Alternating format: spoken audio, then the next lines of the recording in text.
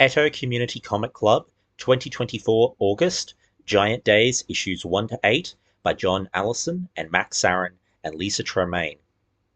Trigger warnings include smoking, alcohol and drug consumption, male chauvinism, trope of male friend wanting to be more but not communicating as such and then being disappointed when woman doesn't read his mind and get with him.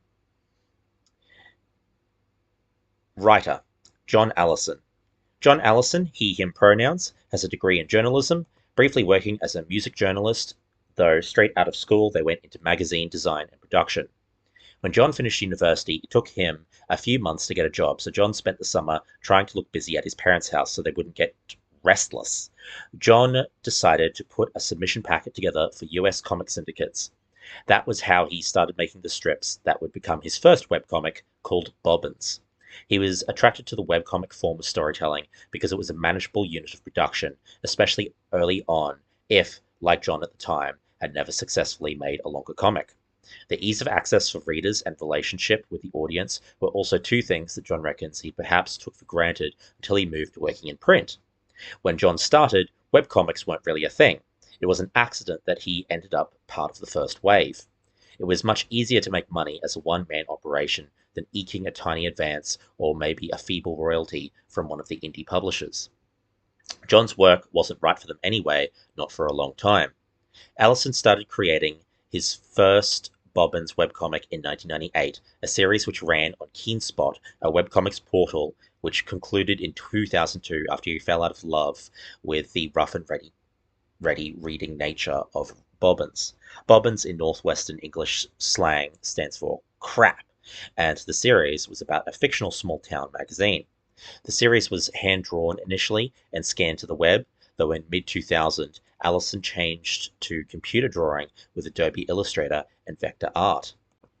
Around the same time, he started a new comic called Scary Go Round, following university students battling fantasy and science fiction threats to the town. The comic was a successor to Allison's first comic, Bobbins, and was followed by Bad Machinery, all of which take place in the same general setting. In an interview, Allison said that he ended Scary Go Round because the work I was doing was becoming somewhat uninspired. I had a lot of characters that I didn't care about, and I was making whole runs of strips about characters that people didn't really like. I had lost perspective and direction. I was also losing readers for the last year, and it was evident that changes had to be made. After winding up the original Scary Go Round webcomic, John developed 3 series as potential replacements. Scary Go Round had been sprawling and experimental, with many shifts of art style and tone, as he learned how to, and how not to, write proper story arcs. John wanted to tighten the focus. The first series was a spin-off called Bad Machinery, focused on several of the grammar school children in Scary Go Round, now teenage detectives, but John had Giant Days in his back pocket. The self-published first Giant Days was a pilot, which John drew as proof of concept to try to pitch it to Oni Press, who had agreed to publish Bad Machinery. So, John, being a self-publisher, was a route into the traditional print world that felt organic to him. John's intention was that somebody else would draw the actual series. Oni never responded when he sent the issue over, so John let the project slide. But the response when John self-published the first issue was so good that in 2013, John felt it was time to do another, and the feeling John got doing that one was good enough that he made a third. The third one has some odd things in it, where John tested the boundaries of the series a little. In 2014, following an opportune meeting at the SPX Comics Festival in Baltimore, John pitched the series to Shannon Waters at Boom. Knowing that John couldn't draw the series and continue working on Bad Machinery, John asked Lissa Treiman to draw the first 6 issues. After 6 issues, Lissa returned to Disney and was replaced by Max Sarin, the start of a long and productive working relationship. Giant Days ended up being published through Boom Box, a newly formed imprint of Boom Studios for established artists outside the comics industry. An imprint of a publisher is a trade name under which it publishes a work. A single publishing company may have multiple imprints, often using the different names as brands to market works to various demographic consumer segments. The near 5-year run of the monthly Giant Days comic and its afterlife in trade paperbacks, foreign editions, and reissues has been the most satisfying experience of John's career. Other projects John Allison has worked on include 2018's By Night, 2019's Steeple, 2020's Wicked Things, and 2023's The Great British Bump Off. John Allison has done limited work for Marvel Comics, having written a B story in Civil War II, Choosing Sides, issue 4, starring the Power Pack, and did a variant cover for The Unbeatable Squirrel Girl, volume 2, issue 16, which aligned with the 25th anniversary of the first appearance of Squirrel Girl. In 2016, John did make a pitch to DC editorial about the possibility of a Batman and Giant Days crossover that ended up going nowhere. In 2021, he made a version of that idea with no permission from DC, but also no monetary compensation, just for his own amusement, so there was no chance of getting sued. John isn't a big Batman fan, but did it in part as a loving tribute to Darwyn Cooke, who you might recall as being a part of the creative team of the Batman Ego comic cast, based off a run he had with Darwyn at a art festival once. IRL. As for why John had worked on more slice-of-life storytelling over traditional superhero comics, around 1996, John remembers being alienated by the wall of cheesecake image covers in his local comic shop. Maybe he felt embarrassed by them in front of a friend. John reckons he didn't go in one again for 5 years. After the cheesecake wall experience, John got interested in slice-of-life and comic strips, comics as a light adult entertainment form. John has been asked to write superhero comics, and one day maybe he will, but it isn't why John makes comics. It feels like something John has to do, not a job. In 2024, Allison published a Conan the Barbarian webcomic on his website. Despite the character being public domain in the UK, where John lives, he received a cease and desist from Conan Properties International, the holders of the Conan IP rights in the United States. This caused Allison to cease publication of the webcomic, saying that he did not have the time or the energy to contest this. John still makes webcomics, finding it important to keep a hand in, because launching indie comic series is a hard lift through the direct market, the world is unpredictable, and there's value in being able to do everything oneself. John has worked out he's unlikely to launch a new, long-running comic like Scary Go Round ever again, because it's harder to build an audience now than it was, and he's not sure that he's a good fit for Tapas or Webtoon, where there are a lot of young readers. John Allison has no idea what made him want to work in comics. He says if you look at the comics he made as a child, he clearly wasn't any kind of savant artist and storyteller. The UK scene is so small that John was never going to be able to work in UK comics, so didn't take things particularly seriously. The USA seemed incredibly out of reach. John thinks being on the internet when it first kicked off in the late 90s made the world feel suddenly much smaller, like these things were worth having a go at. John thinks his hybrid webcomic and traditional approach has worked well for a few people. Molly Ostertag, writer of the Witch Boy graphic novel series and one of the head writers on the Owl House, and Nimona writer Noelle Stevenson are two people who come to mind as having had great results. It's a balancing act, getting your comics to do two jobs. It's not particularly easy. Your print books can end up a bit dense, or your strips a bit sparse. There are two masters to serve. It creates pacing issues. Trivia. One of the first comics John remembers his dad bringing him as a kid was a couple of DC issues, one being Action Comics issue 559, where John distinctly remembers Superman getting a haircut at a regular barber on Earth after having visited the Rethaltha 6 system, a lush, supremely well-lit and colourful planet, loading with beautiful foliage, where he is attacked by an orange alien ape attracted to Superman's black hair, a colour that does not naturally occur on this planet. Superman covers his hair in pollen to hide his black hair, de-escalating the orange ape's hostility, but it has the side effect of briefly depowering Clark's hair for a time, hence how he's able to have a haircut with a normal barber scissors. But John was also obsessed with Transformers comics at the age of 7 or 8. Another piece of trivia. John Allison reckons the Charles Soule and Javier Pulido She-Hulk run is some of the best comics they've ever read, in part because it worked as a separate entity one could make sense of straight away without wider Marvel Universe knowledge, appeasing both newcomers and older fans of Marvel Comics. For people who've been listening since the Comic Cast days, this was the She-Hulk run that Edo covered in 2022. John's advice for people looking to get into writing or drawing comics is to make sure not to just write or experience the one type of thing, have a wide variety of inputs that you are taking in order to create the healthiest comics possible. Lissa Treiman. Lissa Treiman, she, her pronouns, is a Disney artist whose time working on Giant Days was a sabbatical from their day job, agreeing to do it because it was originally only intended to be a 6-issue miniseries run. When an issue 7 of Giant Days was commissioned, they had to return to their day job at Disney, and thus John was left scrambling to find another artist. Lissa attended Cal Arts in the character animation department for 4 years, making 4 short animated student films, graduating in 2007. While in school, Lissa did 2 summer internships at Pixar, both for story, and that's what really helped Lissa find her focus in storyboarding. Disney called Lissa literally hours before her college graduation ceremony and was offered a place in their training program and was hired full-time by Disney Feature Animation out of that. Treiman's Disney work includes being a storyboard artist and story artist on Tangled, Wreck-It Ralph, Big Hero 6, Zootopia, Ralph Breaks the Internet, Frozen 2, and Raya and the Last Dragon. They were head of story on 2022's Strange World, a grossly underrated, great animated film, and director on one of the episodes of the Baymax TV miniseries. When asked in 2015 what Lissa enjoys about working in animation, Lissa responded in an interview with Comic Alliance, "The simplest answer is, I just like animation. I am one of the legion of adults who never stopped watching cartoons, because cartoons are rad. From an artistic standpoint, I like that it's drawing with the added dimension of movement and sequential storytelling. I like it when people are able to stylize not just drawings, but the movement of those drawings as well. Animation itself can be incredibly expressive and beautiful, and as a medium of storytelling, you're basically unlimited in what you can do.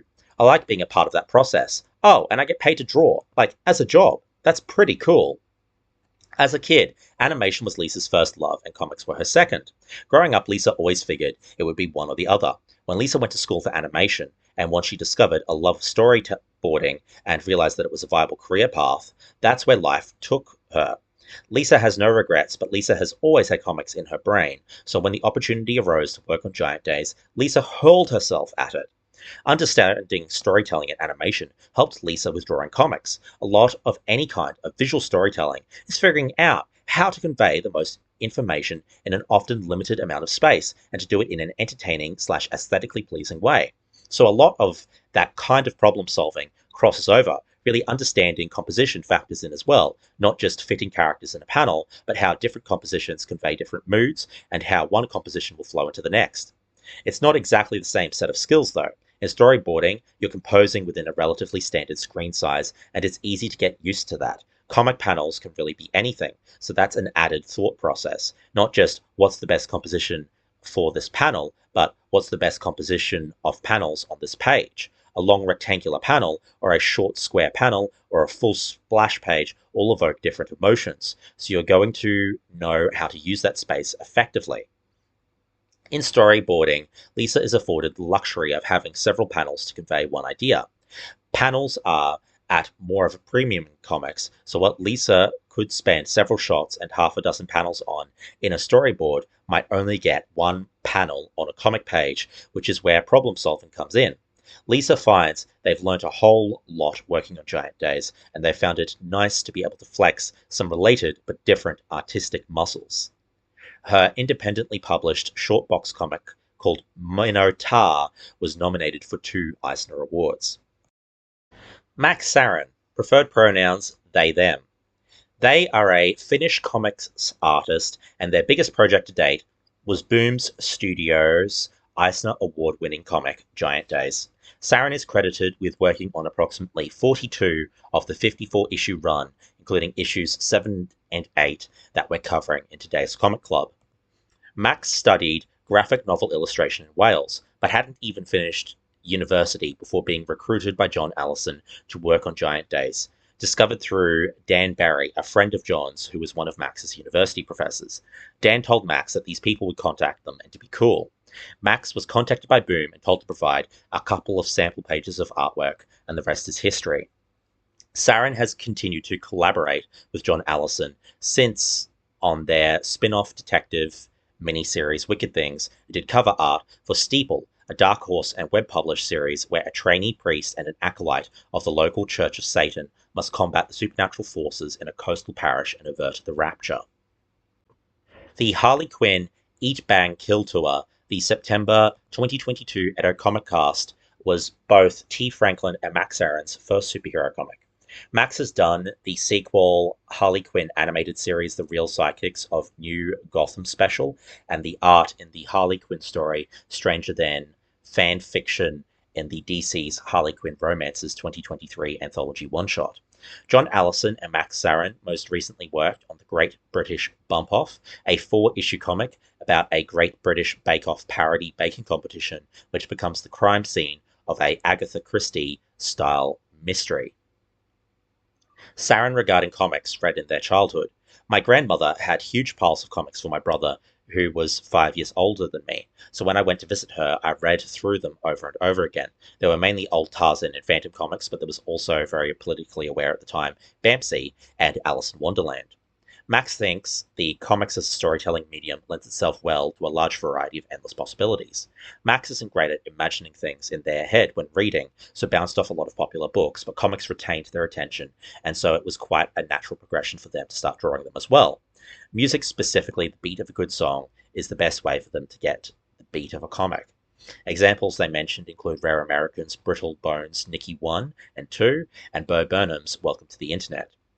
Giant Days were the first full comic issues that Max Sarin ever illustrated from start to finish, their perfectionist mindset making them usually restart after a couple pages, their biggest work being finishing an 8-page comic for uni, taking them 6 months to complete.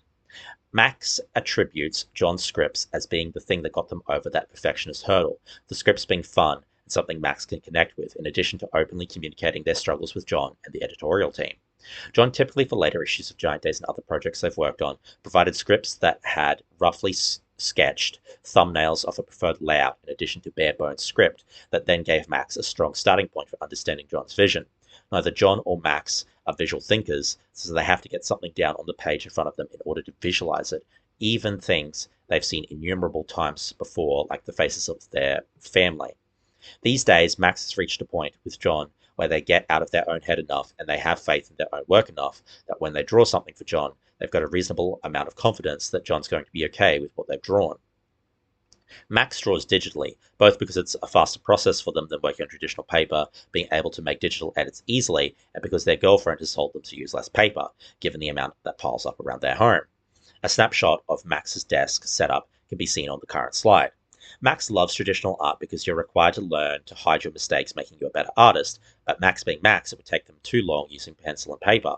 Max would spend days drawing and redrawing a single facial expression if not provided with work deadlines, and having their girlfriend there helps because sometimes she walks in, looks over Max's shoulder and says, "It's good enough," which is sometimes the decisive input that allows Max to break from a loop generated by perfectionist tendencies. They do pencils as digital sketches, and after getting them approved by the team, Max inks them over with the basic brush that comes in Clip Studio Paint.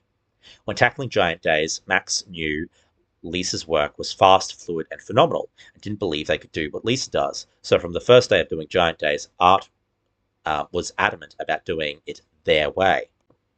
Most recently, Max Sarin has been enjoying reading Sarah Solar's Us, a graphic memoir about Solar's love story and personal coming out experience as part of Solar's partner's gender transition. Max's goal at the end of the day is if they've made one person's day brighter or made one person laugh because of their work, then they've succeeded in their work. While they would be tempted to work on horror comics, they're a big fan of teen slasher films. They don't want a person to ever put down a piece of work they've done feeling nothing or feeling sad. It'd be worse for the world. They'd rather people feel some kind of contentedness after reading it. What appealed and still appeals to Max about Giant Days is that it is so well grounded. It is funny and familiar. It's like a friend one would love to have. John's writing made Max a fan of Giant Days from the start.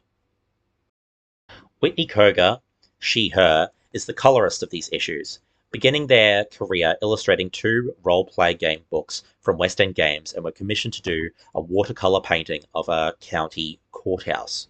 They moved on to creating storyboards and art assets for the 2009 film The Conspirator, then worked as an art department PA for TCF International Productions for the movie X-Men First Class.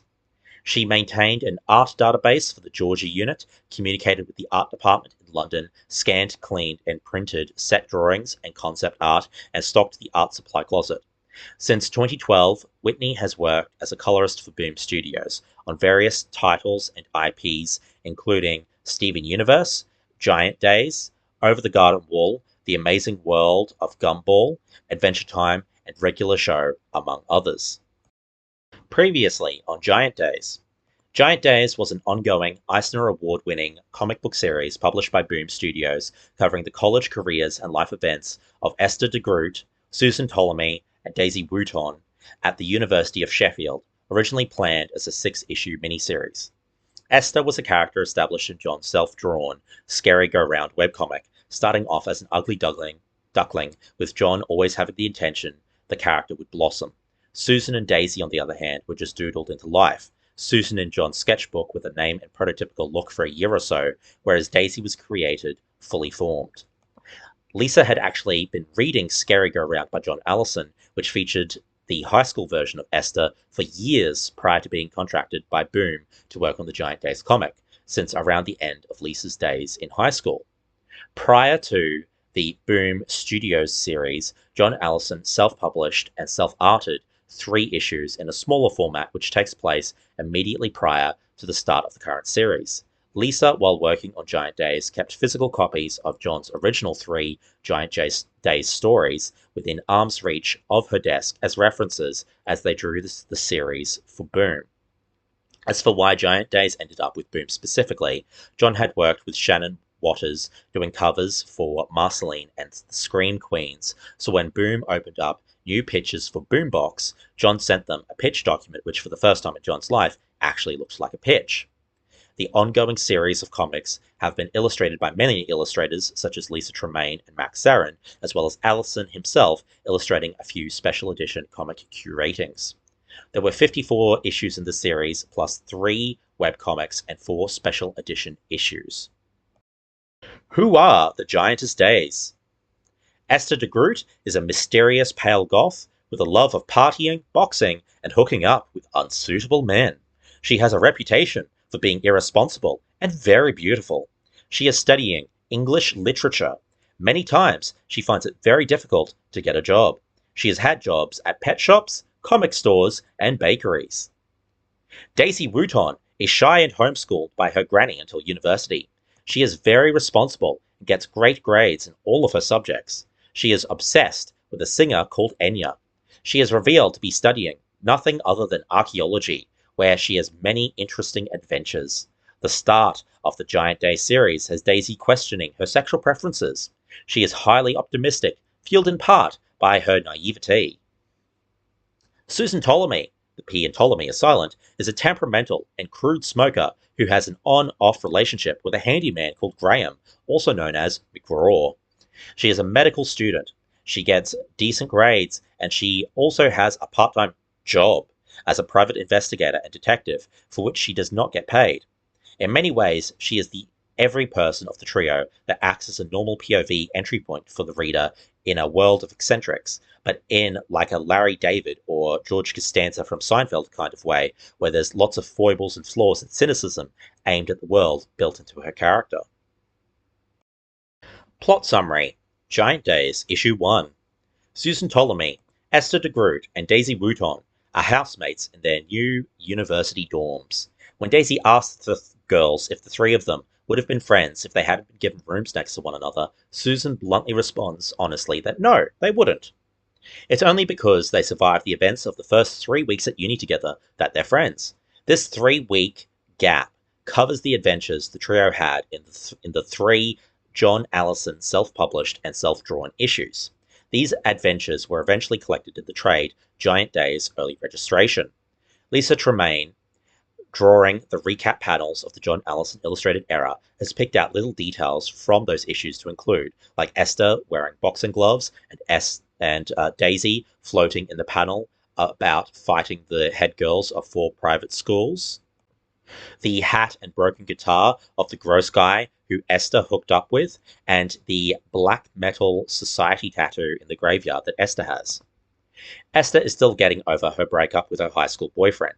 However, Esther also brings drama wherever she goes, thanks to her drama field, as evidenced by the paper in Esther's hands transforming into the letters of doom.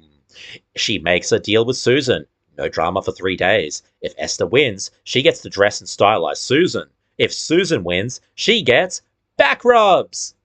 McGraw is befriended by Ed and introduces McGraw to the trio. Susan and McGraw are horrendously passive-aggressively awkward around one another. Susan reveals that when she left Northampton, she burned a bunch of bridges, and McGraw may have been one of those burnt bridges. She's hesitant to tell the others the history there, so they have to wait to learn more. Esther teases Susan about McGraw lightheartedly, and Susan flings Esther's student ID into the middle of the student cafeteria. Esther goes to pick it up, accidentally triggering her drama field, a chaotic cacophony of crashes and fumbles, resulting in McGraw also eating in the cafeteria to be splattered from head to neck in potato mash. Susan warns McGraw to find another British university. This one belongs to her, but McGraw simply replies no. We also learn Ed is attracted to Esther, though she's clueless about his desires. Daisy admits that she's addicted to napkin folding videos, and Susan reassures her that it's just ASMR. Per their deal, Esther begrudgingly gives Susan a massage. Giant Days, Issue 2. The girls, Daisy, Esther, and Susan, get sick, catching the freshest flu from a random open-air sneeze in the dorm. Esther is temporarily granted a husky 40 smokes a day death rasp to her voice, but the mucus begins shifting and the sexy death rattle voice is lost. Daisy refuses to miss class because she's paying good money for her degree and is not going to miss a lecture, and takes international non-regulated cold medicine provided by Ed, and it sends her a bit loopy. The medicine kicks in, is a effective visual cue that we're seeing the world from the main three girls' POV, with Ed's hoodie changing to its normal color by the final panel in the sequence. Susan's sickness prevents her from imbibing nicotine, not that she's addicted to smoking or anything, even once the cigarettes start talking to Susan. Susan learns the price of nicotine patches and turns away in disgust, running into McGraw in the process, who is putting together some bits for a friend who is under the weather. Susan lashes out verbally in a barely coherent string of words. Esther wakes from fever dreams and turns to the internet to self-diagnose, always a smart option. Thinking she has meningitis, Esther reasons she simply must go to the doctor. Her blocked nose, unable to discern what clothes of hers smells or not, she resorts to wearing gothic regalia, walking towards the doctors like gothic death warmed over. Esther's fever gets worse as she traverses the dorm hallways, and she starts hallucinating. She crashes a fancy wine and cheese party, thinking she's partaking in a magical voodoo seance, and upsets the hosts. Daisy runs out of flu pills, and the world starts melting inside of her room. Daisy sticks her head out the window and begins chatting to Mr. Wood Pigeon, who speaks back, telling Daisy to go to bed. The next day, all three seem on the mend, somebody having slipped nicotine patches under Susan's door, but Susan preferring to think it was blown there by the wind. Susan runs into McGraw again. McGraw is looking at a piece of oak, thinking about how it could be turned into a giant doorstop. Susan is rude to McGraw again and walks off. The issue ends with Esther being hit on while she's wearing a tissue box as a fashion statement backpack. Walking away, one of the guys who crudely hit on Esther takes a photo of her behind. Nothing nefarious will surely come of that. Giant Days, Issue 3. Daisy starts the issue, feeding Gordon the wood pigeon from the previous issue. Ed's roommate has a girlfriend staying, and their lovemaking and reggae loving has locked Ed out of his room. Esther, now feeling better, goes out for the night. Her photo is added to a list of hottest freshers on a gross lads website called BantServe, which is run by third-year students. Esther goes to speak to the faculty, but the old straight white male vice-chancellor doesn't understand how terrible this website and the gross men's actions are. Susan gets revenge for her housemate by calling the boys' mothers who drag them away. Susan makes McGraw the face of a feminist magazine for an article about how men are the worst. This goes somewhat viral, and Susan starts to feel bad. Gordon the wood pigeon is killed, leaving behind a baby bird with a non-gender specific name, carrying it around with her parent. When Susan and Esther ask Daisy who the new female friend she's chatting to is while having a bird in her pocket, Daisy responds, "Nobody," which the girls respond to with an "ooh." Giant Days Issue 4. Daisy turns 18. After initial drinks at a bar with Susan and Esther, Daisy goes clubbing with her new friend Nadia from Information and Information Studies 103, who Susan and Esther strongly suspect Daisy has a crush on, and are worried Daisy will get her head hurt. Daisy takes random pills offered by Nadia and gets very high. Still high the next morning, but quickly coming down, Daisy is visited by her Gran. Susan and Esther run interference with Gran and help Daisy navigate breakfast with her Gran. Daisy comes clean with her Gran about her debaucherous night out, but her Gran laughs it off as a joke, not believing Daisy's actions last night to be something that the Daisy she knows would ever do. After a nap, Nadia drops by, and Daisy asks Nadia out on a date. Nadia turns Daisy down. Esther later confronts Nadia about leading Daisy on, but Nadia responds that they do like girls, and Nadia likes Daisy, but not in that way, and just wants to be friends with Daisy, and that's allowed. Daisy and Esther also have a nice conversation in the kitchen about the sliding scale of sexuality. The article Susan posts in the feminist magazine The Misandrist's Charter turns McGraw into a social pariah. We discover Susan and McGraw were once close friends, till in the last summer of school, Susan asks McGraw if they could date, and he turns it down, instead dating somebody else. Susan and McGraw end the issue in an amicable place. Giant Days Issue 5. Our 5 main protagonists go to the hall ball, the ladies wearing thrift shop dresses stitched to perfection by Esther. Susan and McGraw hook up. The following morning, Susan does the only responsible thing, leaves while McGraw is still sleeping. They fortuitously, and awkwardly, end up on the same train headed back to their hometown for Xmas break, both receiving an ominous text from an unknown number, telling them they're dead. Daisy's going fine, till Nadia walks in with a girl on her arm. Daisy feels like they have a big hole inside them, that they put Nadia in for a bit, but now they aren't sure if they like girls, or if Daisy just had a crush, or if they'd like a boy if they met the right one, and her dreams are uninformative as to which way she leans, or potentially both ways. Susan's advice is to kiss both kinds of faces and discover if she likes them equally. Daisy consumes alcohol, and after bumping into Nadia and her new lady friend Sean, with Daisy turning down an offer from Nadia to join them outside, Daisy decides to kiss Ed on the dance floor. Much to her sadness and confusion, she feels nothing. Esther finds herself striking out, trying to flirt with men, and then finds out some of the men have started a sweepstakes called Who Can Ride the Bride, which understandably upsets Esther and causes her to leave the dance floor.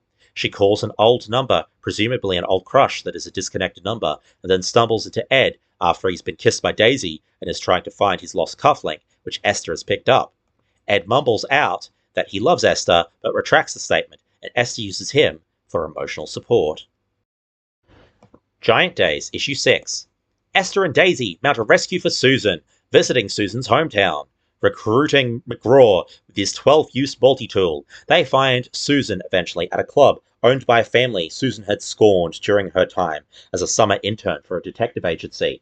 After a harrowing rooftop encounter, Susan escapes and reunites with her friends. Susan's friends depart back to campus, Esther now reminded of class exams by Susan's parting comment.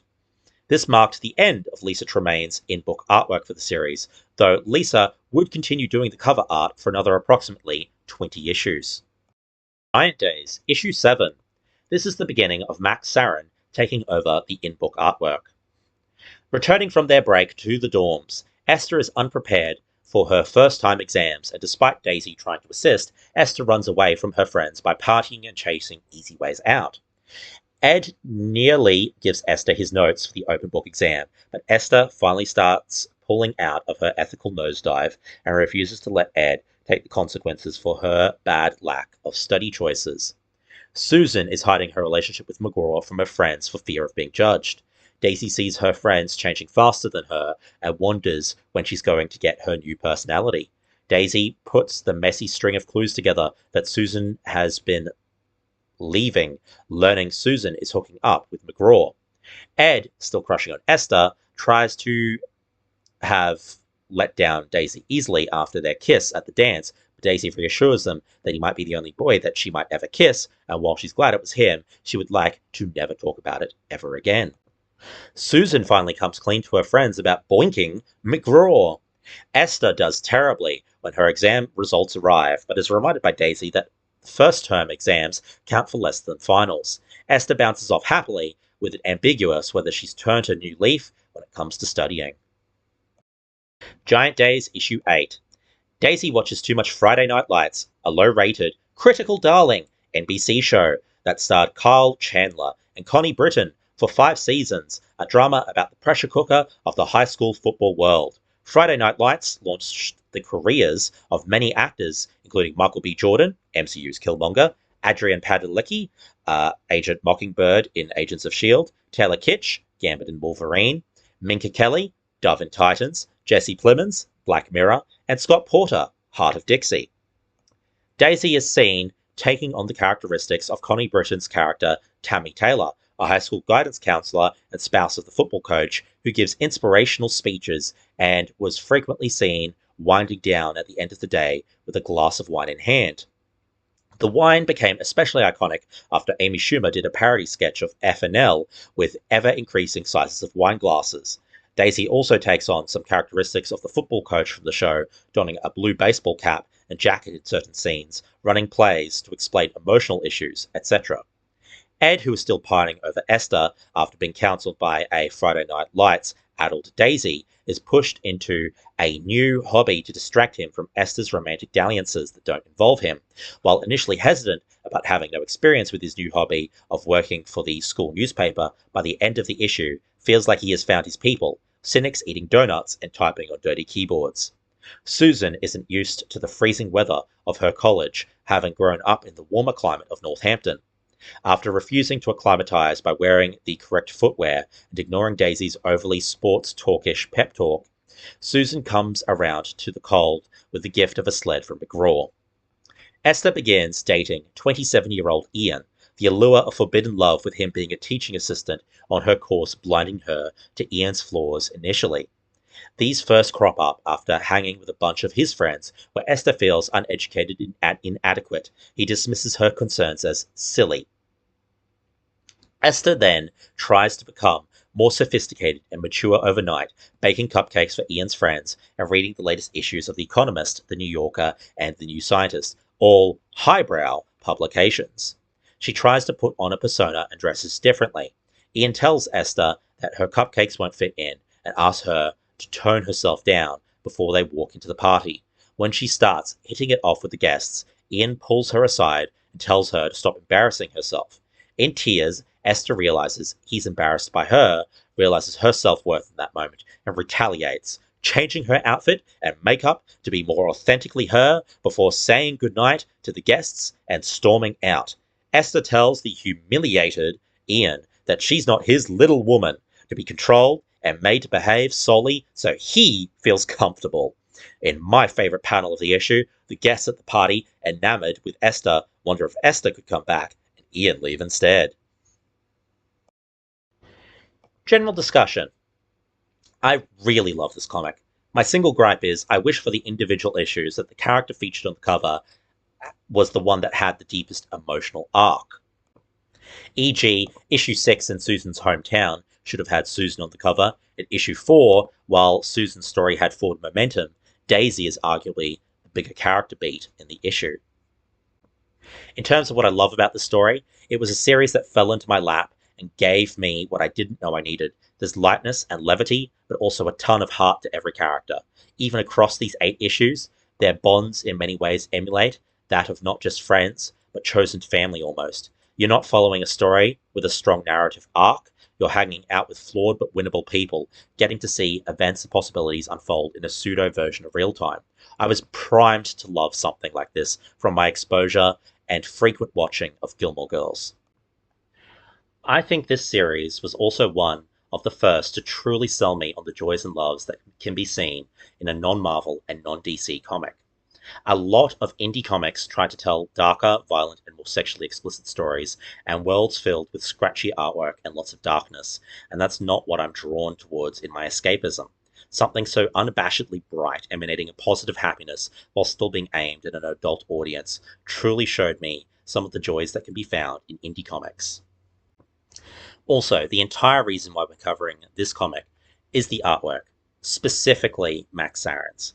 Their entire story is one of working through battles with depression and self-doubt, prior to and during the making of Giant Days, but also their best work is arguably showcased in the pages of this series.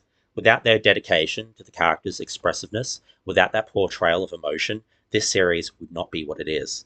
And especially after we covered Max's artwork in the 2022 comic cast for the Harley Quinn Eat, Kill, Bang tour, I needed to show y'all the artistic connective tissue between those two comic runs. Max has mentioned in interviews that they're the kind of artist who makes faces while drawing expressions to know what they feel like, but it also has to do with actual acting.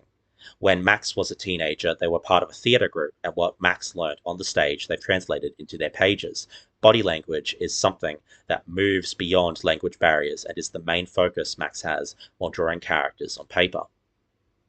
John Allison was relieved when Giant Days proved a success that went beyond the readers cultivated with his webcomics. The success of Giant Days has made it a bit easier to pitch projects, but the structure of Giant Days isn't something he can transpose into other projects.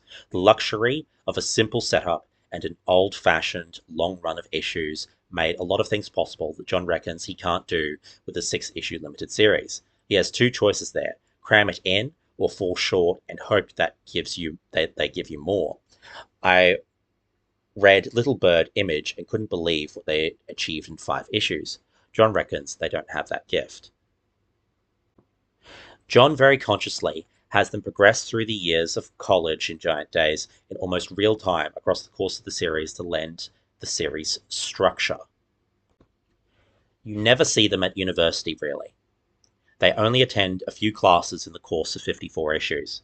In roughly 1,200 pages, you never really see them doing any serious book learning.